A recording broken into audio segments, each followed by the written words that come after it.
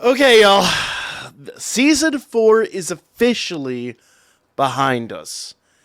And I'm a little sad. Like I'm glad it was a phenomenal season. Let's just be fair. This season was easily the best yet, if not the best story yet, without question or doubt. As far as the animation studio goes and as far as the production value goes, the absolute best we have seen so far.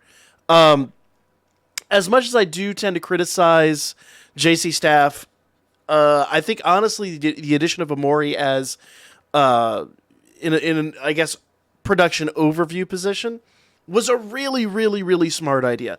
This really elevated the series and kind of brought it, I think, kind of where a lot of us expect it to be, which sounds really, it doesn't sound good, but it's a good thing. Ultimately, I'm very, very, very happy with the season. I think it was absolutely well done. Um, I'm a little shocked there wasn't like a teaser at the end for more. We have enough books right now to produce at least one, if not maybe two more seasons. And then they could start doing the Astray record and things like that. They can obviously do like side stories. We could bring back Sword Oratoria. There's plenty of Sword Oratoria to do. But as far as the mainline story goes, fantastic. Let's talk specifically about the episode, though, because this episode was really interesting. Um, just to start off, obviously at the end of the last episode, the Juggernaut had shown back up, and Bell had stepped out of the, I say cave, the little crevice in the wall, and he was like, "Let's go." Literally, in the sub, he just says, "Bring it on." So Bell's ready to go. Now, after we get through the intro, you have this whole scene with Ryu, basically, in the afterlife, so to speak, talking to, whether that's really the case or it's just in our imagination, whatever, talking to the Estrella Familia, and they're just like, "No, you've got to go back. You will never be sated if you leave now. It's just not going to be a thing." And inevitably, she kind of does. And this is a really interesting thing. Um, if you guys didn't know, we watched this in the Discord. If you guys have not seen the episode yet, for whatever reason you're watching the review, we'll be watching it in our Discord again tonight at 8 p.m. Eastern Time. Come join us for that. It's a phenomenal episode. I mean, the episode is absolutely fantastic. Um, but getting back into it, basically what winds up happening is the whole family is like, "No, you got to go back. If you don't go back, you're going to regret it." And naturally, she does. Now, in the background, you see these little flashes, like there's like that portal that shows, she's kind of stepped in, she's giving up. This is a common theme with Ryu in this season, and it's something that comes to, I guess, culmination here. But everybody's telling her to go back, and deep down, I think she really does want to go back. And you see these little flashes, and clearly, the scuffle is happening behind her, and literally everything is forcing her. I think this is more like supposed to be symbolic of her will, saying, "Don't give up, go help Belle." And inevitably she does. She stands up, and Belle is in the skirmish. Like, they show a lot of the different types of attacks that are going on. Obviously, you have all the other dungeon creatures that the Juggernaut has kind of replaced the missing parts of its body with, that are just, flinging spikes everywhere. It continually uses that, I forget what the attack is called, but the move where, the floor bosses move, where the spikes just jut out of the ground. It's pretty nutty. And Bell is just going all in. Like, he is just full force fighting this thing with a damn knife. With a knife, y'all. Like, it is wild. It is truly, truly wild. Bell even commented, I think, was it this episode? I think it was last episode. He commented, like, "You are slower. You're not as quick as you used to be." And that, I think, is a big element of what winds up happening here, in that Bell's actually able to take him on face to face. Like, before, it was just an onslaught, but now obviously Ryu joins in the fray, and it's just back and forth, back and forth. And they know full well they have to break the armor of the Juggernaut in order to do any kind of real damage to it. So what winds up happening is literally Belle takes the knife and just jams it into the side of the Juggernaut. Now, the one thing that I didn't mention here is that while all these spikes and stuff are coming out, and this is like what's really got me about the episode, it's once again the spikes and stuff are coming out, and they're just impaling him. Like at one point they show like a piece of his spike stuck in his leg.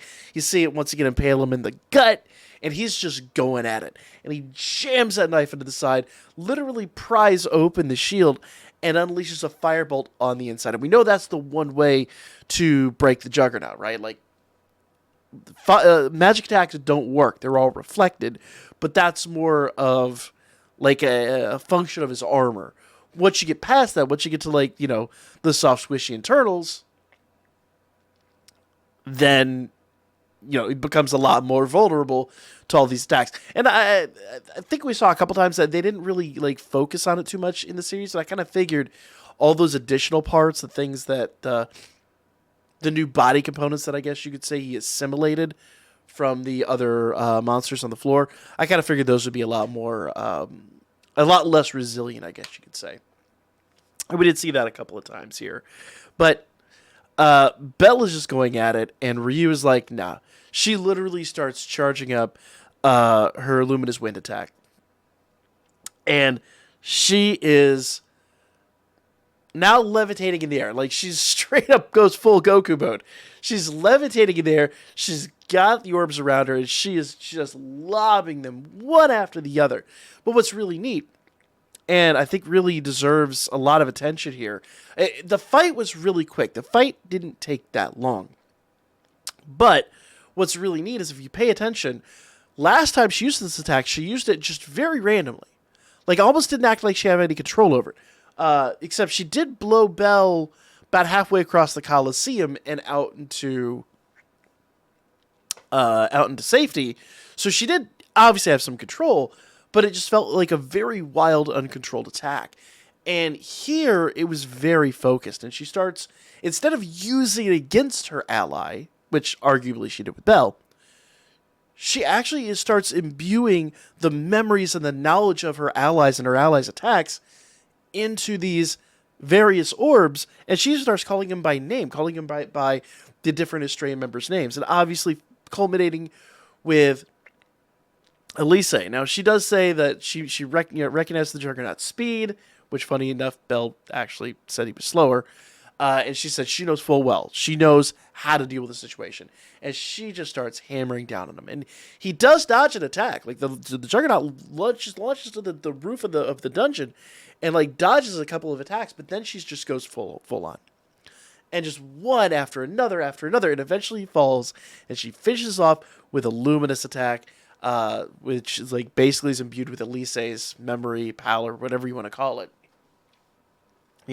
Whether you want to say this is her friends from beyond the grave, or whether you want to say that it's just like her memories and her will and their will being imbued into it, however you want to word it, it's not. I know the light novel probably goes into more detail, but from the standpoint of the anime, it really doesn't. It's open to a little bit of interpretation, which I like personally. And she just hammers down on him, like just goes down from the top, and then boom, that is it. So these two, level 4. I mean, Ryu's never going to go. She's never going to know if she levels up. Like, obviously, and they even mentioned it in the aftermath of the episode, Estrella didn't excommunicate her. Estrella was literally like, more or less, find your own justice. It was a whole talking point we had a couple of episodes ago. So she still has the power, the fallen and all that from Estrella. We'll never know if she actually levels up. Belle, I'm pretty sure, is going to level up. I think Belle's a level 5 now, which is insane. But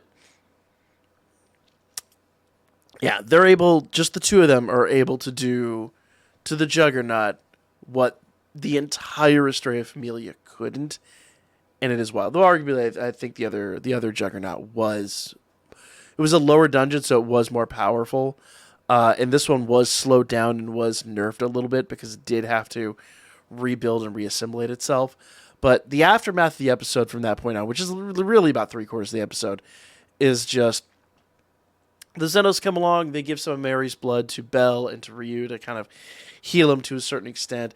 And obviously they get out of there because some of the other adventurers and whatnot that finally, that are kind of trailing them, so to speak. It's like obviously Lily knows, but Tsubaki and her group, they don't know anything about the Zenos. So the Zenos come in, kind of do their thing, give some of Mary's blood to each one of them, say heal them. Because remember the mermaid blood heals them, and then they just kind of okay, they're in safety, and then they bugger off. And in comes the rest of the group, and they talked about they bring him to the basically back to the guild.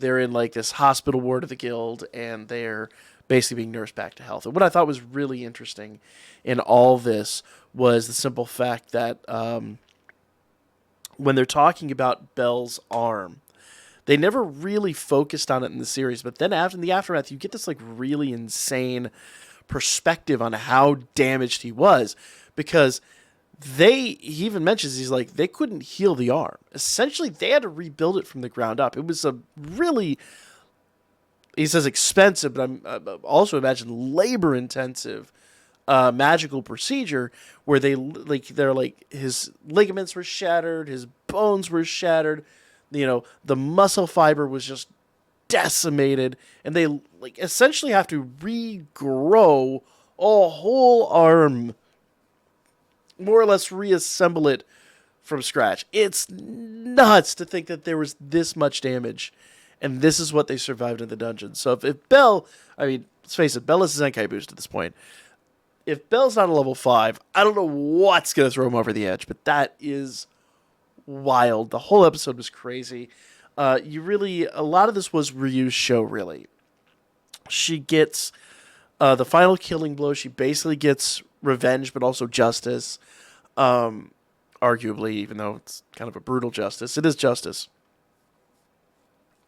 Maybe it's my twisted perspective.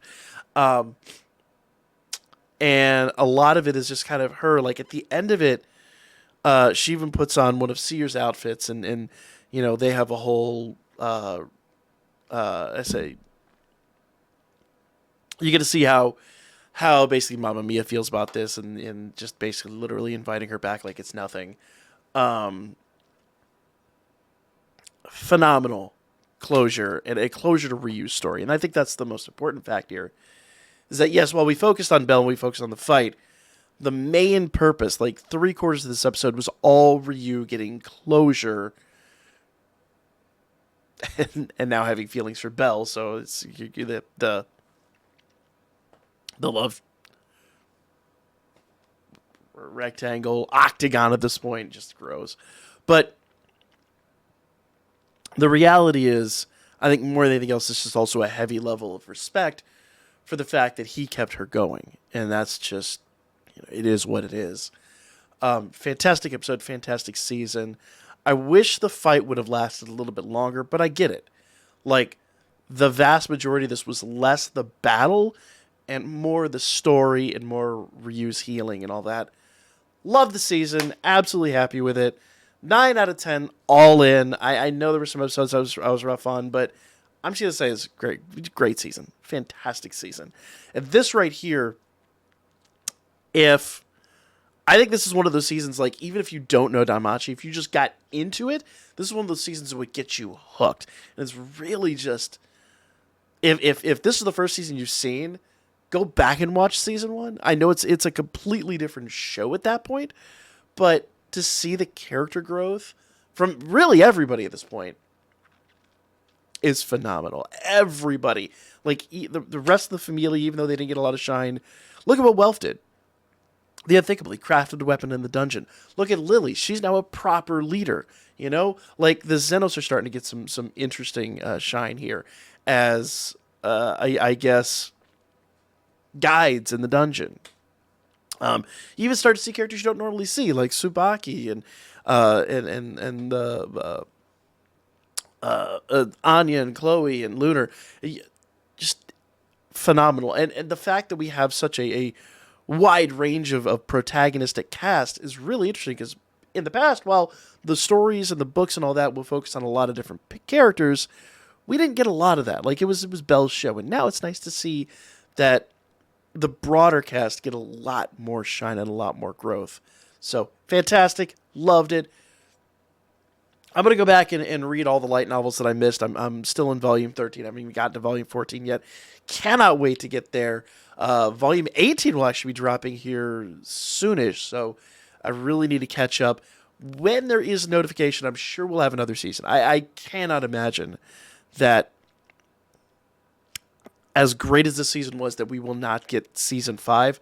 I'm sure it'll be announced probably soon-ish, but I'm guessing we have at least a year, if not 2 years, to wait. Probably closer to 2 years to wait before that is announced, or is they'll probably tell us like spring 2025 or whatever, or maybe fall 2024 or something.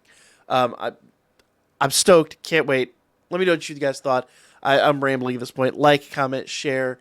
We'll be back. We're going to be covering the game, obviously. And if you guys want stuff on the light novels, let me know in the comments. I've never really covered them because I'm kind of late getting into the light novels, but Book 18 drops soon. The Astray Record stuff is dropping soon.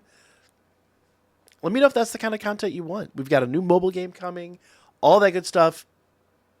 So we got a lot more Danmachi coming up really soon. And when the anime is announced, we'll obviously cover that too. See you guys around.